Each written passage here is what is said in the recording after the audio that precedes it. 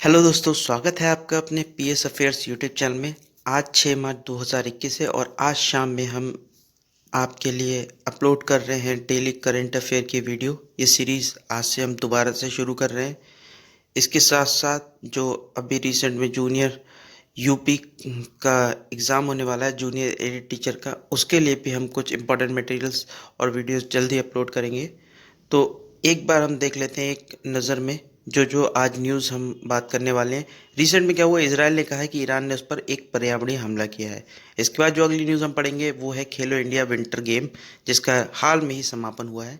उसके बाद जो न्यूज़ हम देखेंगे वो है क्यूएस यूनिवर्सिटी रैंकिंग, जिसमें कि भारत के 12 प्रमुख यूनिवर्सिटी और संस्थानों को शामिल किया गया है। और आगे बढ़ते हुए देखेंगे इसी क्रम में डीआरडीओ द्वारा सॉलिड फ्यूल डक्टेड मैनेजमेंट तकनीक का सफल प्रशिक्षण किया गया। किस लिए यूज़ होती है, क्या इसका कार्य है, ये हम जानेंगे आगे की स्लाइड्स में। भारत के आवास एवं शहरी विकास मंत्रालय द्वारा ईज ऑफ लिविंग सर्वेक्षण जारी किया गया है।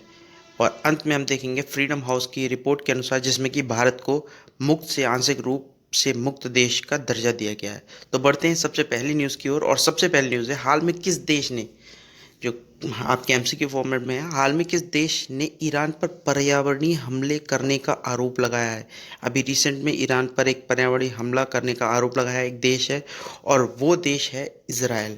ऑप्शन नंबर 3 इजराइल इस क्वेश्चन का सही आंसर है। इसमें हुआ क्या था एक्चुअल में, जो आपको ये क्वेश्चन का आंसर देने के लिए मैं आपको एक मैप पे लेके जाऊंगा। तो ये देखिए अपना प्यारा भारत है, यहाँ से आप देखेंगे ईरान, और यहाँ पर अगर आप जूम करेंगे तो एक छोटा सा जो आपको ये एरिया दिख रहा है, ये आपका आता है इजराइल का। और एक काम करते हैं, जो राजधानी है पहले ईरान की वो है तेहरान, और जो मुद्रा चलती है, जो रिसेंट में इन्होंने मुद्रा एक्सेप्ट की है वो है आपकी तोमान। तो ये देखिए ये है इजराइल आपको जो दिख रहा है ये इजराइल है। और इसको जूम आउट कर लेते हैं एक दूसरे मैप के थ्रू। ये है इजराइल। तो अभी रिसेंट में क्या हुआ है, ईरान का एक तेल से भरा हुआ जहाज था जो कि इजराइल के पास, जो आपको ये दिख रहा है भूमध्य सागर, यहाँ पर जिसमें से रिसाव हुआ। तो इसराइल का ऐसा मानना है कि ये जो रिसाव है ये जानबूझकर कराया गया और इसके पीछे जो हाथ है वो है ईरान का। इस ये जो इल्ज़ाम लगा रहा है इसराइल, उसका एक बड़ा कारण है क्योंकि जो ये तेल का टैंकर था, या आप कह सकते हो जो तेल का ये जहाज़ था, वो भर के गया था ईरान से। और इस जो ये जहाज़ है वो रजिस्टर्ड है लीबिया में।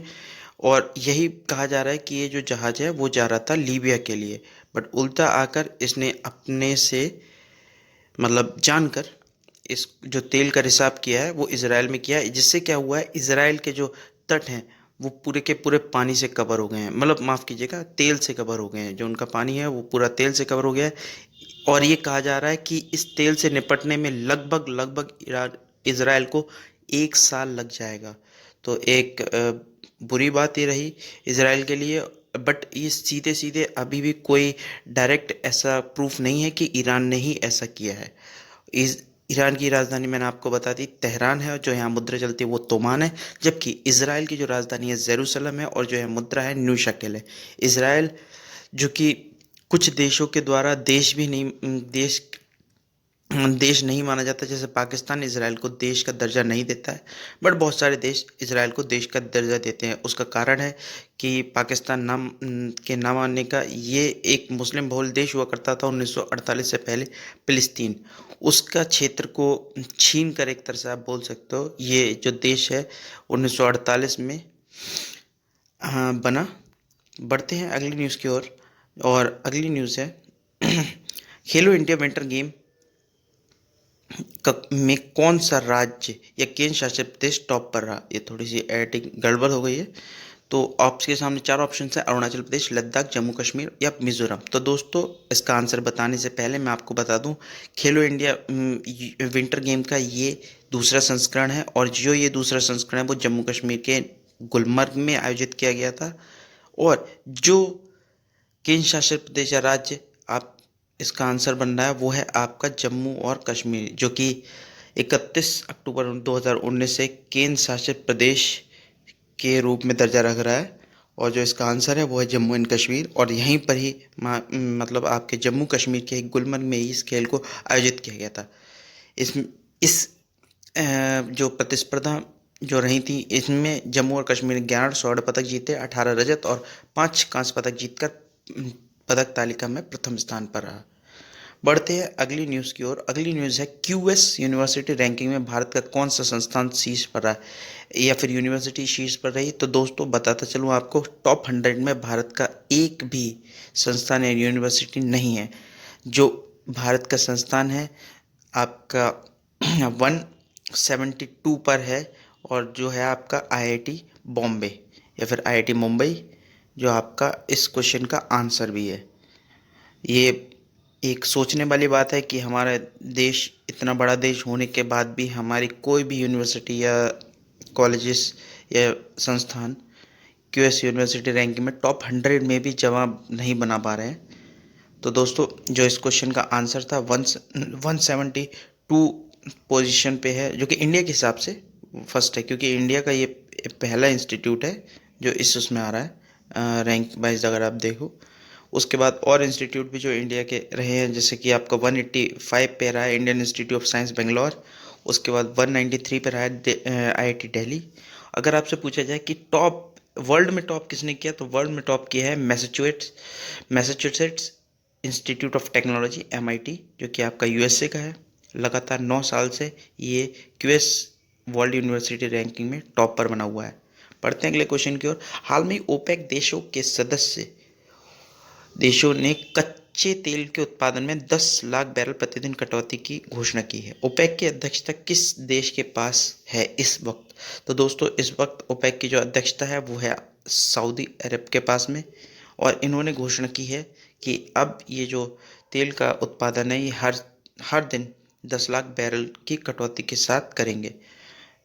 रिसेंट में आपने देखा होगा कोरोना काल रहा था, कोरोना काल के में तेल की कीमतें बहुत ज़्यादा गिर गई थी, लेकिन अब तेल की जो कीमत है वो है 67 रुपये प्रति बैरल। 67 नॉट रुपये, $67 प्रति बैरल। ओपेक क्या है? तो ओपेक एक संस्था आप कह सकते हो, या फिर एक ऑर्गेनाइजेशन है जिसको फुल फॉर्म है organization of petroleum exporting countries. ये 13 देशों का समूह है जिसमें 2018 में कतर को बाहर कर दिया गया था। उसके बाद ये 13 रह गए थे, आप देख सकते हो, नाम मैंने नीचे दिए हैं। ओपेक का जो मुख्यालय है वो है वियना ऑस्ट्रिया में। यूरोप में इनका मुख्यालय है, जबकि वो जिस देश में इनका मुख्यालय है वो देश इनका मेंबर नहीं है। इसकी स्थापना बगदाद में हुई थी, जो कि इराक के अंतर्गत अंदर आता है। इसको जो बनाया गया था कानूनी रूप से वो 1960 में बनाया गया था, जबकि ये प्रभाव में आया था 1961 जनवरी में। अगला क्वेश्चन है, डीआरडीओ ने हाल में ही सॉलिड फ्यूल डक्टेड रैमजेट तकनीक का सफल परीक्षण किया। यह तकनीक किस जगह प्रयोग में आएगी?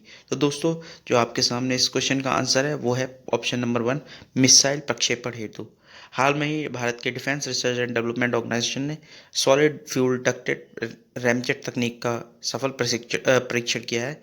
ये मिसाइलों के प्रक्षेपण के लिए बहुत ही महत्वपूर्ण टेक्नोलॉजी सिद्ध होने वाली है। इस टेक्नोलॉजी में महारत हो जाने के बाद भारत को हवा से हवा मार करने वाली लंबी दूरों की मिसाइल के विकास में बहुत ही ज़्यादा मदद मिलने वाली है। इस समय तक बहुत ही लिमिटेड देशों के पास ये टेक्नोलॉजी है।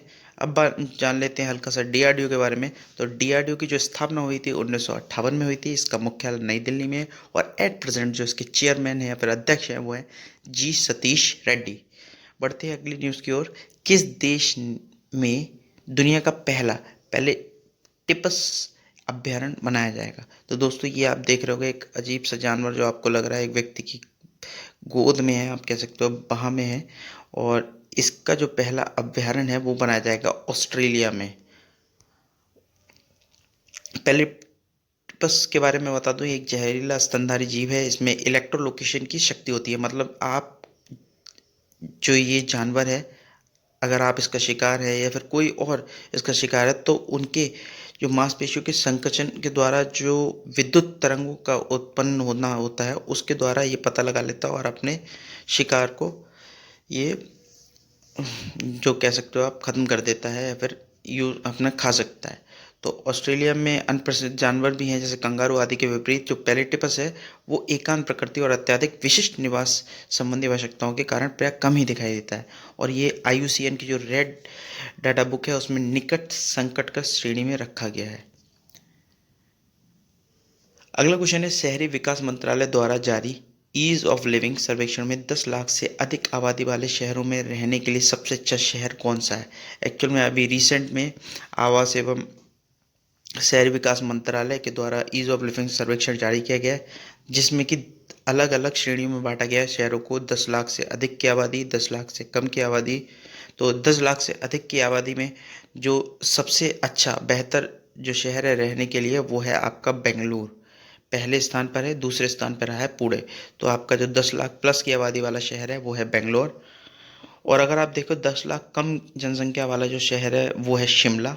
अगर नगर पालिकाओं में देखा जाए तो 10 लाख से अधिक की जो रहने हेतु सुगम और अच्छा स्थान रहा है वो है आपका इंदौर नगर पालिका। और 10 लाख से कम की जो नगर पालिका रही है व्यक्तियों की वो है आपकी नई दिल्ली नगर पालिका। लास्ट क्वेश्चन है हमारा, फ्रीडम हाउस की रिपोर्ट में भारत को आंशिक मुक्त राष्ट्र का दर्जा दिया गया है। ये रिपोर्ट किस देश की सरकार की सहायता से बनाई गई है? तो दोस्तों ये आपने देख लिया, एक गैर आप NGO कह सकते हैं, एक NGO है फ्रीडम हाउस, जिसने कि एक देश की सरकार के मदद से एक रिपोर्ट दी, जिसमें कि इस वर्ष भारत को मुक्त राष्ट्र का दर्जा न देकर आंशिक रूप से मुक्त राष्ट्र का दर्जा दिया गया है। तो ये जो रिपोर्ट किस देश की सहायता से बनाई जाती है, तो ये है USA। तो दोस्तों लोकतंत्र और स्वतंत्र समाज के रूप में भारत की स्थिति, वैश्विक राजनीतिक अधिकारों और अमेरिकी सरकार द्वारा वित्त पोषित गैर सरकारी संगठन फ्रीडम हाउस ने की स्वतंत्रता पर नवीनतम वार्षिक रिपोर्ट में आंशिक रूप से मुक्त करने के लिए डाउनग्रेड कर दी गई। मतलब भारत की जो पहले 2018, 19, 20 में ये रही थी, भारत मुक्त देशों की कैटेगरी में आता था, अब आंशिक रूप से मुक्त देशों की कैटेगरी में आता है, जिसके कुछ कारण आपकी बोलने की आज़ादी, इस तरीके के कारण बताए गए हैं। तो खैर ये तो इनका अपना है। तो दोस्तों ये था आज के इम्पोर्टेंट करंट अफेयर्स। कल हम फिर मिलेंगे इसी समय, जब तक के लिए बाय बाय।